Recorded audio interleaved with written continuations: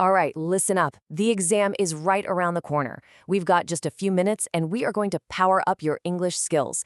This is going to be a super fast, super powerful review, so you can walk into that exam feeling totally confident and walk out with the score you deserve.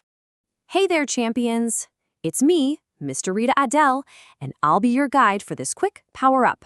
It is so great to have you here.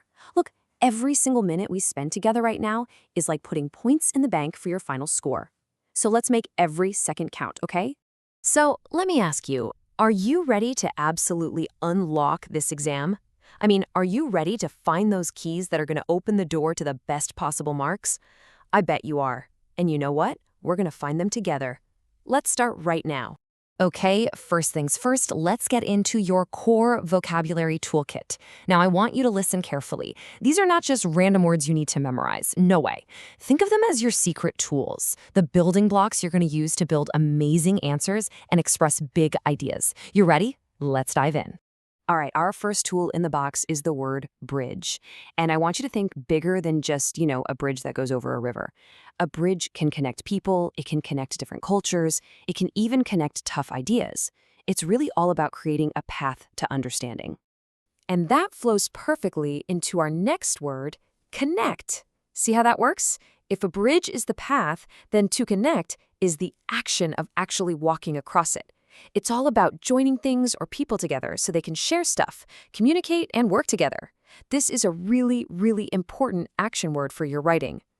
So, you might be asking, what's the whole point of building bridges and connecting with people? Well, a lot of the time, the goal is to create harmony. That amazing feeling of peace and balance. When people really get each other, that's harmony. This is a fantastic word to pull out when you're writing about society or people's relationships. And where does all this big stuff, connection, harmony, even begin?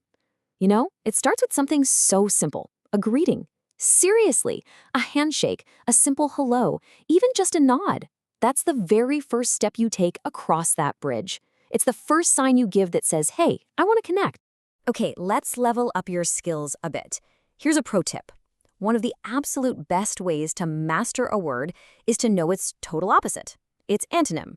Why? Because it makes your understanding so much deeper, so much more precise. Let me show you what I mean.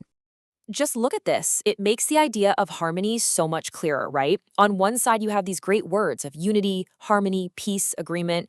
But when you put them next to their opposites, words like conflict, disagreement, even war, wow, you suddenly feel the real power and importance of harmony. Knowing the negative makes the positive so much stronger in your mind. Okay, so you've got the basic tools. You even know their opposites. Now it's time for the advanced stuff. Key expressions. Seriously, think of these as your secret weapons. These are the phrases that are going to make the person grading your exam sit up and go, whoa, this person really knows their stuff.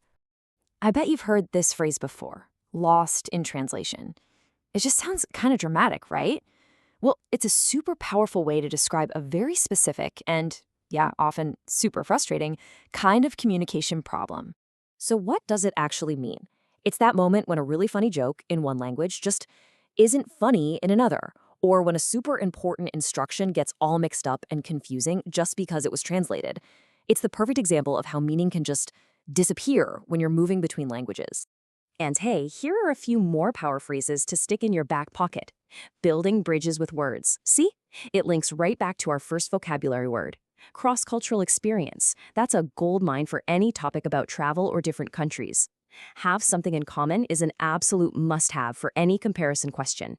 And keep their cultural heartbeat alive. I mean, come on, what a great way to talk about traditions.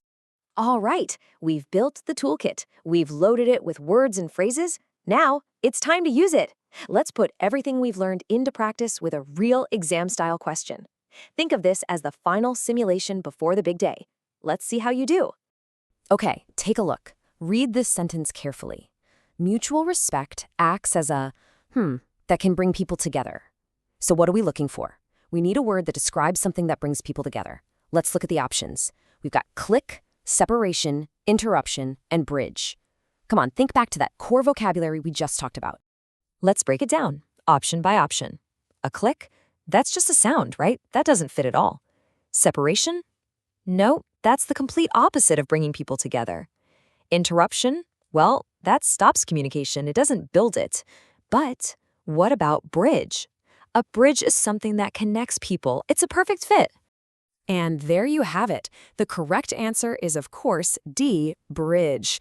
Mutual respect acts as a bridge that can bring people together. See that? That one core word we learned was the key to the whole question. Fantastic work, everyone. So we're just about at the ends of our little power-up session. You've got the tools, you've seen the techniques, you understand the strategy. I just have one last thing I want you to think about before you go out there and absolutely crush this exam. I want you to always remember this. The stuff you're learning, it's not just for some test. Language is your most powerful tool. For real. It's how you're going to connect with people, create a little harmony in your own life, and build bridges to brand new people, incredible ideas, and amazing opportunities. So I'm going to leave you with a question. After you're done with that exam, after you walk out of that room, what's the very first bridge you're going to build with your words? Just think about it. You've got the tools now. Go out there and be brilliant. Good luck, champions.